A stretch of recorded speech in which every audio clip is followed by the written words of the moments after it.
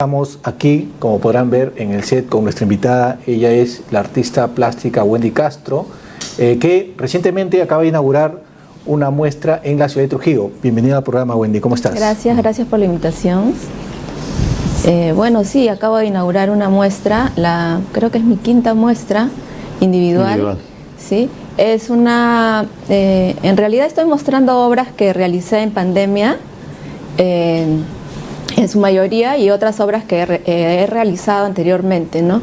Pero que las personas no han podido verlas por el tema de la virtualidad, ¿no?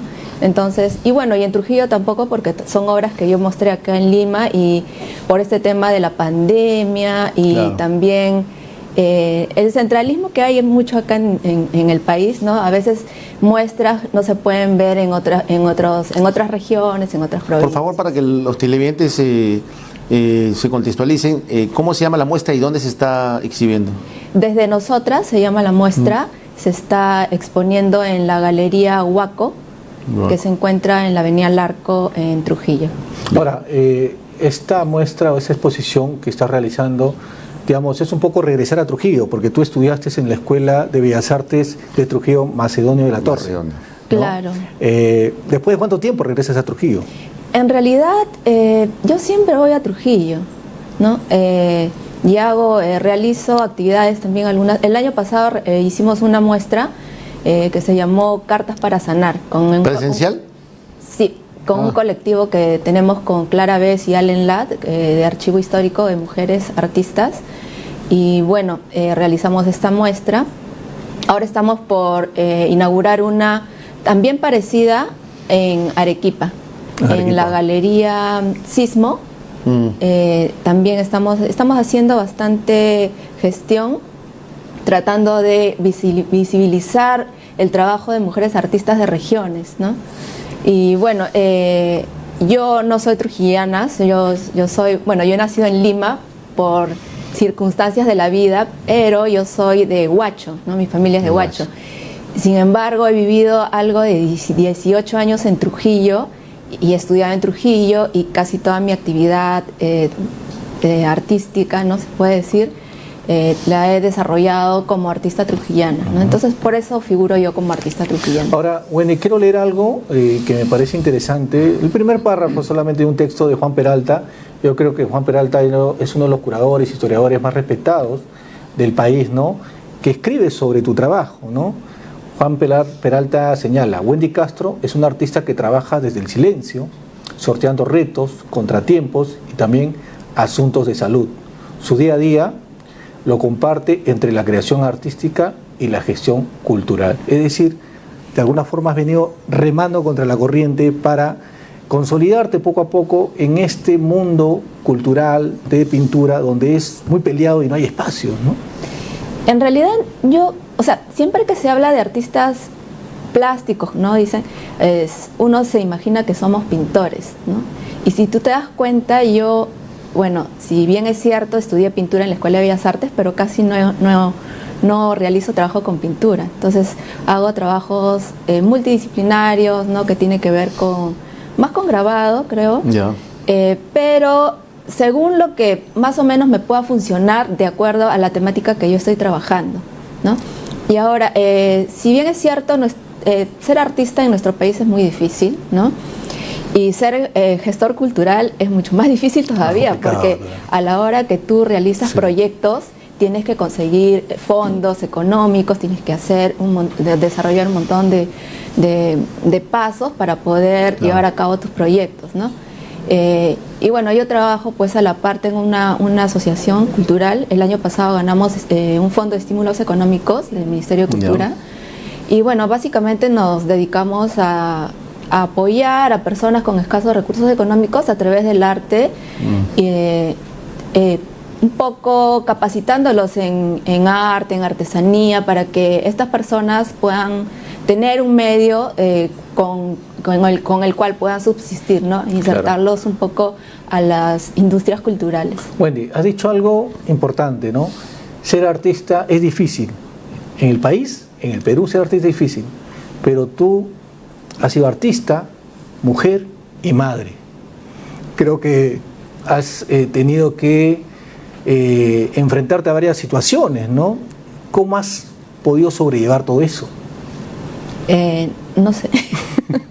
La verdad que sí, ha sido un trabajo arduo. Yo recuerdo en la Escuela de Bellas Artes, por ejemplo, cuando estudiaba, a veces llevaba a mis hijos. A veces sí, a veces no tenía con quién dejarlos y los llevaba a los 3 chiquitos y los sentaba ahí al costado mío. ¿Cuántos hijos tienes? Bueno, tengo 4, pero en esa época tenía 3 y eran pequeños. O sea, entonces, ¿te ibas con los 3? Sí, yo les decía, no hagan bulla y siéntese tranquilos. Y todo el mundo se quedaba sorprendido, ¿no? Entonces yo estudiaba, y lo bueno era que me dejaban llevar a mis hijos, ¿no? Bueno. Y mis amigos también me ayudaban, los cargaban. O sea, sí, ha sido... Yo he tratado siempre de vérmelas, porque también incluso cuando enseñaba en el Ministerio de Cultura, ya con mi último hijo, también lo llevaba a las clases y lo sentaba ahí como, bueno, porque tampoco tenía con quién dejarlo, ¿no? Lo sentaba como un alumno. O sea, yo veía cómo solucionaba las cosas, pero no he dejado de hacer. ¿Ya cuántos años tiene el mayor y el menor? El mayor tiene ya 27 años y el menor tiene 7 años. Ah, mira. Sí. Ahora, una pregunta con respecto a la pintura. Evidentemente tú te has formado con la academia también, ¿no? Sí. Es decir, ver todas las estructuras pictóricas del dibujo, ¿no? El bodegón, cocinar la pintura, etcétera, etcétera. Y eso es importante, creemos, ¿no? Sin embargo, luego ya has indagado otras corrientes probablemente y has terminado haciendo otro tipo de arte. En el caso de la pintura, hoy día vemos artistas que siguen haciendo pintura con caballete. ¿Qué opinas de eso? Me parece bien. Yo creo que cada artista desarrolla su trabajo, su forma de hacer arte de acuerdo a sus necesidades o a lo que a ellos les nace, ¿no? Por ejemplo, algunos lo llevan más por el oficio, otros quieren vender, otros quieren de repente ser famosos, claro. Y otros quieren pues cuestionar a nuestra sociedad, ¿no? Es de acuerdo a cómo tú lleves tu carrera, ciertas formas de hacer y ver arte te van a funcionar. Y en el tema del concepto, si bien es cierto que el concepto desde épocas florentinas siempre hubo concepto en las obras, incluso en las pinturas, sin embargo en la época contemporánea ha crecido muy fuerte esta onda del conceptualismo, ¿no? En el tema del conceptualismo con respecto a aquí, porque en diferentes países hay diferentes tipos de hacer concepto de parte de los artistas, pero aquí en el Perú, ¿te parece que en algún momento ha habido un desborde irresponsable de plantear conceptos de muchos artistas que a veces se apresuran en hacer sus individuales y solamente basan su obra en el concepto o el discurso de ellos frente a una cámara, más allá de la obra o del objeto de lo que presentan? Mira, el arte conceptual, yo no estoy en contra. Por ejemplo, a veces uno lee textos de esta mexicana, ¿cómo se llama? Abelina Lesper, ¿no? Que es demasiado radical ya. Que te cuento pero que iba a venir al Perú, ¿eh? Sí, la pandemia fue la que frustró eso. Pero, sin embargo, hay algunas obras conceptuales que sí creo que deberían de ser revisadas, ¿no? Claro. Porque sí hay artistas que se cuelgan de esta palabrita obra conceptual y realmente desarrollan un trabajo que no convence, ¿no? Claro. Sin embargo, hay obras conceptuales muy buenas, y yo creo que Abelina Lesper ya es demasiado radical porque se va hacia un polo y le da con palo a la obra conceptual, ¿no? Pero sí hay obras conceptuales muy buenas. Claro. Pero también hay obras conceptuales que de verdad que sí te da, o sea, es cuestión de saber, como que un poco darte cuenta, ¿no? De cuándo te están timando y cuándo no, ¿no? Claro. O sea, conocer bastante sobre arte, sobre todo. Ahora, en esta muestra que has presentado en la ciudad de Trujillo, desde nosotras, el tema creo que acá principal es la mujer, ¿no? Sí. Que de alguna forma hablar de una mujer es hablar de muchas mujeres a la vez, ¿no? Desde ese planteamiento, ¿tú crees que la situación de una mujer actualmente en nuestro país, digamos, esa historia muchas veces trágica, lo viven también muchas mujeres a nivel nacional? Yo creo que sí, y justamente yo, el trabajo que realizo tiene que ver mucho con mi vida, ¿no? Por ejemplo, mi primera muestra individual fue el mundo de Romaxi, que era el mundo de mis hijos, ¿no? Fue como que un cuestionamiento, ¿no? A todo lo que es el mundo de los niños, ¿no? No. La segunda fue justo cuando me separé, me divorcié, y también todo el tema que yo viví de machismo, que no me dejaban ni salir a la calle, me acuerdo. Entonces todo eso lo volqué en mi muestra. O sea, son cosas que yo como mujer vivo constantemente en cada etapa de mi vida. Parece que cuentas lo que vive una mujer en Irán. Sí. Bueno, en esa época, ¿no? bueno, en esa época la muestra se llamó Interposiciones. Ya. Era un poco de cambiar la historia, ¿no? La religión, qué hubiera sido, por ejemplo, si de repente Adán era el que cogía la manzana, ¿no? Cómo hubiera Ya. cambiado la historia, o cómo fuera si los Claro. hombres salieran embarazados, o los roles, ¿no? Como que intercambiaba un poco, una cosa así. ¿Crees que el patriarcado hasta estos momentos sigue siendo muy arraigado o ya se está equilibrando los roles? Sigue siendo, porque, bueno, el sistema está diseñado de esa forma, ¿no? Entonces es muy difícil para las mujeres poder salir adelante en un sistema que es machista. Nuestro país es machista, totalmente, ¿no? Entonces es difícil. Y lo que muestro en mis obras, creo que muchas mujeres lo pasan también, ¿no? Entonces trato de que las personas que van a las muestras, los espectadores, un poco se sientan identificados, sobre todo las mujeres, ¿no? Claro. Y hay varios, no hay temas, bueno, toco temas un poco controversiales, pero también toco temas como, por ejemplo, ahora en la pandemia, cómo las mujeres nos hemos apoyado, ¿no? Hemos sido muy solidarias, nos hemos ayudado entre nosotros, las ollas comunes, Increíble, por ejemplo, ¿no? sí. Han sabido, Entonces, digamos, hay cosas surtir esos apuros, ¿no? Sí, ¿no? Hay cosas positivas también en nuestra sociedad con respecto, pero que nacen de las mujeres, ¿no? Eso es verdad. De esas ganas de querer salir adelante. Ahora, te escucho y te quiero hacer la pregunta, ¿no? ¿Te consideras feminista? No me considero feminista. ¿Qué piensas del feminismo? Yo pienso que sí, me parece que sí, van por buen camino, pero si tú te das cuenta, hay diferentes formas de colectivos feministas, Claro. ¿no? Hay algunos que son más radicales, hay otros colectivos que son, que de repente tú ves que hacen mucha bulla, pero Mucho ruido, pero ¿no? no hacen acción, no accionan, ¿no?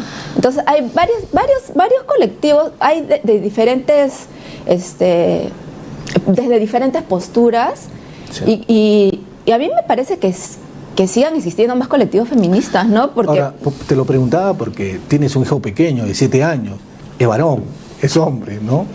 Y de alguna forma la formación que tú le vas a dar le va a influir en su vida. mira, yo respeto a todos, ¿no? Respeto a todos por igual, y eso es lo que les enseño a mis hijos. Está bien. Sin distinción de raza, ni política, ni credo, ni género, ¿no? O sea, nunca he sido partidaria de tildar a las personas porque los he considerado diferentes de alguna forma, ¿no? No. Probablemente te has referido, cuando has mencionado de que tú respetas todas las actividades, todos los feminismos que puedan haber y sobre todo los derechos fundamentales de las personas, pero probablemente te has querido referir al feminismo de género, porque hay un feminismo de equidad que surgió a inicios del siglo XX y eran mujeres intelectuales que estudiaban muchas multidisciplinas y ciencias sociales y lo único que querían es una igualdad. No querían competir con el hombre, querían en esas épocas una igualdad de oportunidades y eso era muy razonable. Pero ahora en estas épocas, desde hace ya un promedio de 40 años atrás, ¿no? Ha surgido este feminismo de género que no proclama la igualdad, o sea, proclama avasallar contra el sistema machista, ¿no? O masculinista. Y además, claro. parece que promoviera el odio. No sé si lo has percibido también de esa manera. El odio hacia el hombre por solo hecho de ser hombre. En realidad yo creo que se interpreta mal. Yo creo que hay una mala interpretación ahí. Ok. porque si bien es cierto, sí son más radicales, no son tan pasivas como antes, pero si tú te pones a investigar, siguen luchando por los mismos derechos que hasta ahora no, como que muy poco sí ha avanzado, ¿no? Pero muy poco. Entonces, todavía la mujer, o sea, basta con ver las cifras de cuántas mujeres asesinadas o desaparecidas hay en nuestro país para que te des cuenta que al Estado como que no le importa, ¿no? Entonces las mujeres nos sentimos dolidas, nos sentimos desesperadas, y cada vez que matan a una amiga te enteras que murió, o a alguien, a un activista LGTB, por ejemplo, ¿no? Solamente por ser LGTB, ¿no? Lo mataron y de una manera terrible. Entonces tú te sientes mal, ¿no? Y no porque sea mujer, o sea, LGTB, sino porque justamente son a las mujeres y a todas estas comunidades más marginadas que nos toca la peor parte, ¿no? O sea, si te das cuenta, he escuchado que los hombres dicen, sí, también hay violencia hacia nosotros y nadie dice nada. Pero si tú ves los índices, ¿cuánto de violencia hacia los hombres hay y cuánto hacia las mujeres, ¿no? O sea, es avasallador, terriblemente. Pero no olvidemos de que esto es un problema mundial, ¿ah? Es mundial. Por sí. ejemplo, si hablamos de la trata de blancas, Sí. es increíble, es lamentable admitir que la trata de blancas es uno de los negocios más rentables en todo el planeta, en diferentes lugares de Europa Central, Oriental, en Asia, en Norteamérica y aquí en Latinoamérica, donde se esclavizan muchas mujeres, y eso es terrible, pero es una realidad que no podemos taparlo. O sea, prácticamente hay un despropósito contra la mujer en el mundo. Sí. Y eso no vemos cuándo pueda cambiar. Sí, y eso es lo que a nosotros nos vuelve así cada vez más desesperanzadas. Claro. Cambiando de tema, Wendy, hablemos un poco de gestión cultural, que es un espacio donde te has movido bastante y hasta ahora, ¿no? Permaneces trabajando y tratando de sacar las cosas adelante, por más que muchas veces no aparecen los apoyos o que el Ministerio de Cultura solamente quiera dar una especie de auspicio nominal, ¿no? Pero me mencionas que has sido una de las personas que ha recibido un incentivo económico, y eso es bueno, ¿no? Claro.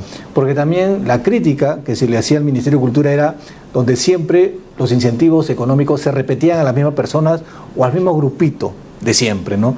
Yo creo que gracias a los cuestionamientos eso también se va ampliando, es decir, el dinero ya no se va de forma vertical, sino de manera horizontal, poco a poco, y eso debería ser siempre, ¿no? ¿Cómo has visto desde la inauguración o la construcción del Ministerio de Cultura, la reacción que ha tenido en la población, el hecho de una institución enfocada a este tema esté presente, ¿no? ¿Ves un impacto real? El Ministerio de Cultura tiene serios problemas porque tú te das cuenta que es muy frágil, ¿no?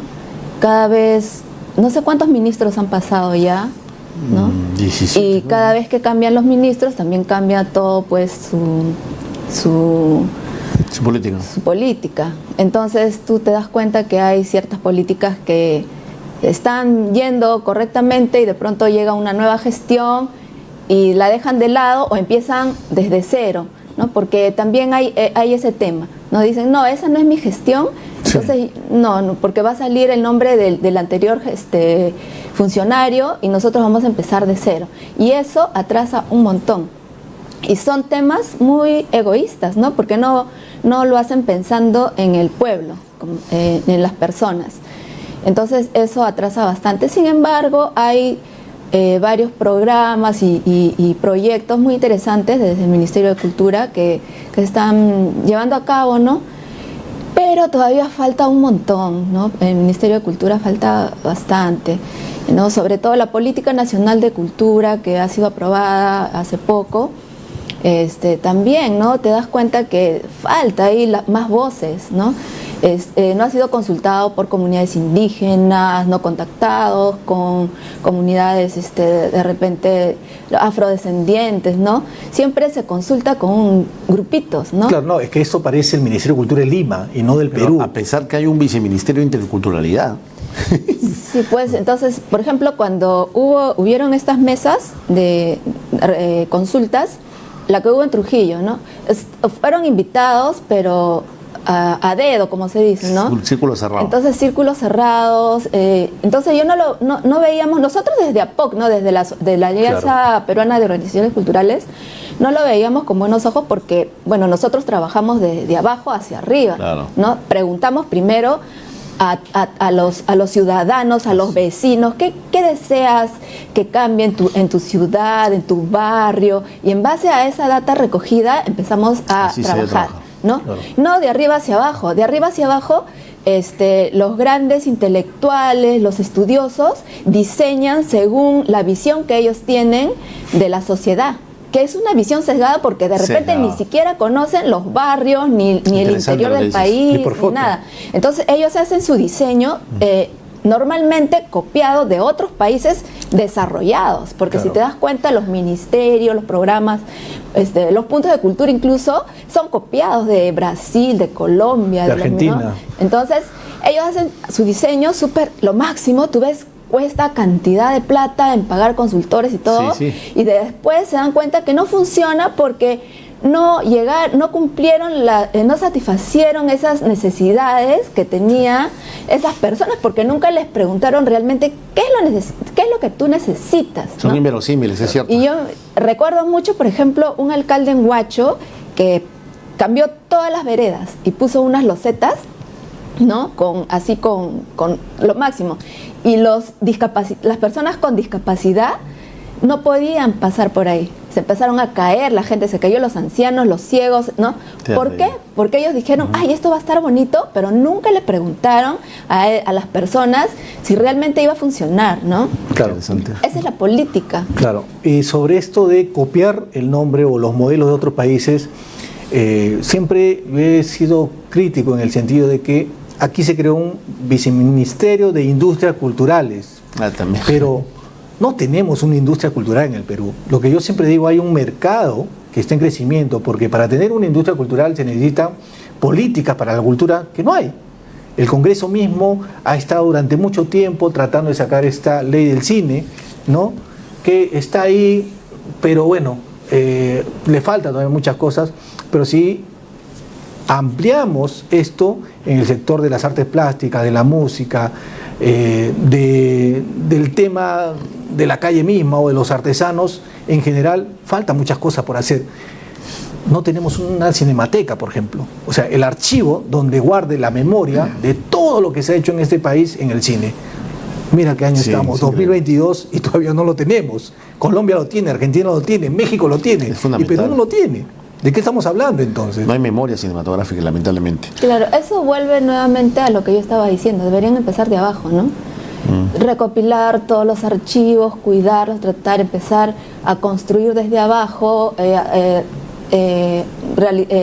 construir estas cinematecas, estos archivos, ¿no? Y finalmente ya puedes estructurar todo un sistema que pueda albergar y administrar, ¿no? No crear algo de la nada. Es que hay una especie de desprecio. Es decir, muchos funcionarios del Ministerio de Cultura, como tú mencionas, es como una pirámide que tiene una visión de arriba hacia medio plano y lo de abajo. La sociología real de la calle parece que no cuenta para ellos y es la que realmente mueve lo que es cultura con respecto a interculturalidad. Ahora, brevemente, como gestora cultural, te preguntaría, has mencionado que la gestoría cultural es un trabajo titánico de hacer gestión, no necesariamente con dinero, sino saber tocar puertas y saber hacer alianzas. ¿Qué tan difícil ha sido esto a lo largo de tus años? Bueno, tiene que ver también mucho con como eres tú como persona, ¿no? Yo soy muy comunicadora, soy amiguera, tengo muchos contactos familiares, entonces yo primero he tocado puertas de mis amigos y de mis familiares, siempre. Entonces, a través del apoyo de ellos he podido realizar pequeños proyectos y luego ya con empresa privada, pero casi no he acudido al Estado porque es muy difícil. No sé cómo me gané el año pasado estímulos económicos de suerte. Que no tienes un amigo Milagro. ministro, pues, ¿no? creo que fue porque también yo estaba postulando con mi asociación que es de Huacho, ¿no? Claro. Y todo estaba bien centralizado, entonces por ahí Huacho ya, bueno, que entre alguien de Huacho que sea. Lima ¿no? provincia. Sí, Lima Y provincia. para postular te piden todo un... Sí, fue bien engorroso, o sea, bastantes papeles y cosas. Y bueno, a través, con ese dinero pudimos realizar el proyecto que teníamos, que bueno, ha durado un año y ahora queremos seguir con el proyecto y tenemos que seguir buscando fondos, ¿no? A seguir tocando puertas. Sí, a seguir tocando ¿Alguna puertas. embajada, por favor? ¿Alguna embajada? ¿No? No, y por ejemplo, ahorita tenemos la campaña navideña y esa, por ejemplo, yo toco puertas de mis amigos, de mi familiar. Mi papá ya está, pues, ya... Cansado. Caserito ya. Pero sí se puede, ¿no? Sino Sí que es se un puede, trabajo sí muy se puede, sí se renovado, ¿no? Sí. Otro de los temas también, porque ya nos queda pocos minutos, Wendy, es los espacios para exponer, que son pocos, pero además el porcentaje que cobran muchas galerías. ¿Cómo lo manejas tú eso, no? Yo sé que es complicado para muchos artistas y más si no tiene contactos, ¿no?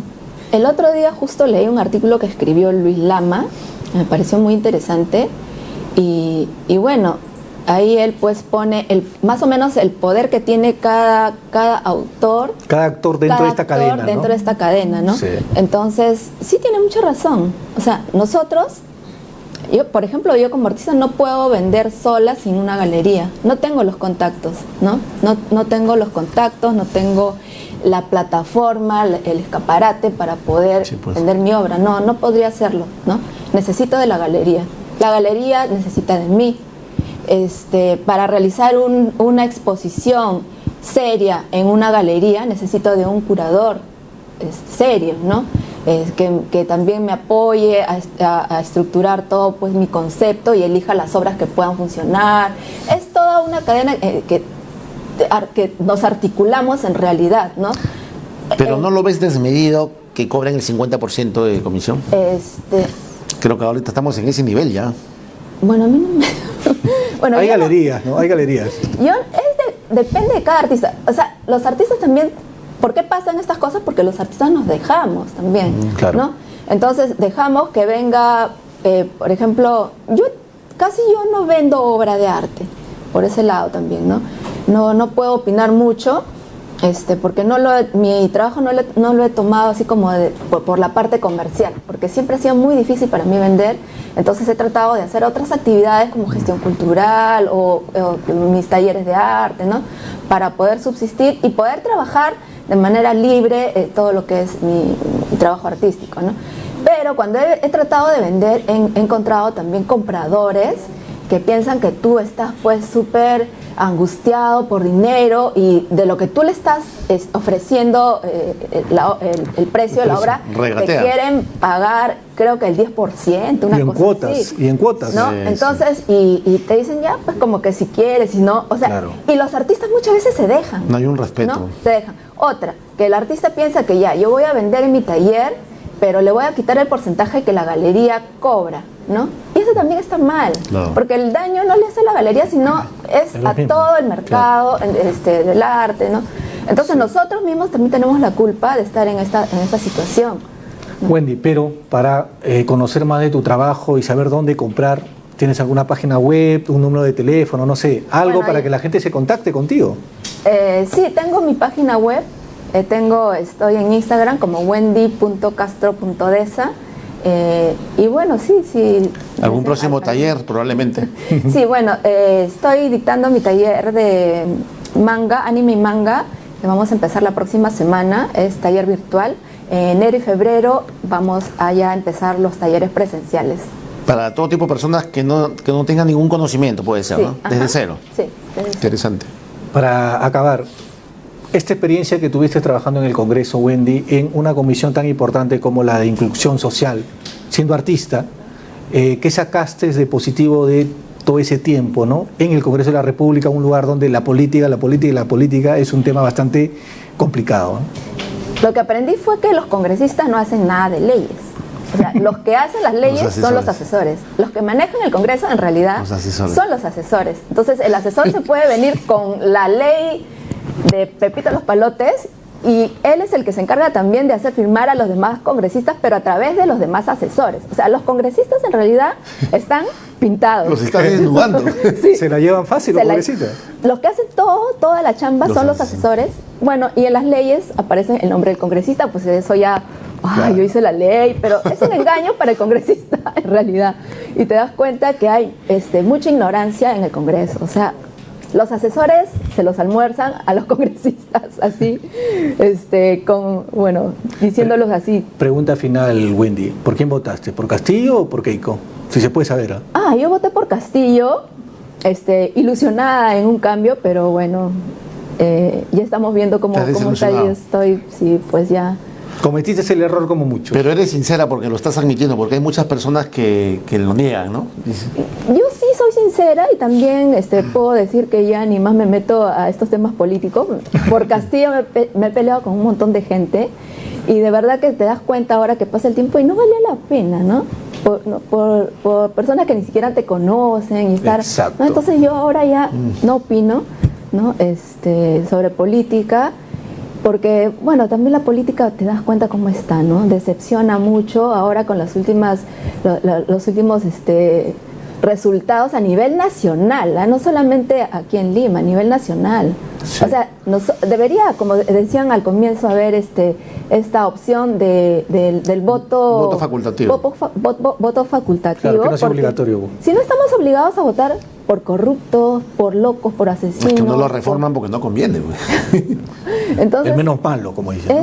es terrible, de verdad, que ha ganado un montón de gente que... Bueno, el tiempo nos ganó. Wendy, agradecerte por acompañarnos y bueno, por conversar todo ese tiempo. Ya habrá una nueva muestra que me imagino tendrás pronto, donde también esperemos tenerte en el set. Muchas gracias. Hemos Muchas estado gracias. con Wendy Castro, artista plástica, y esto ha sido todo por hoy.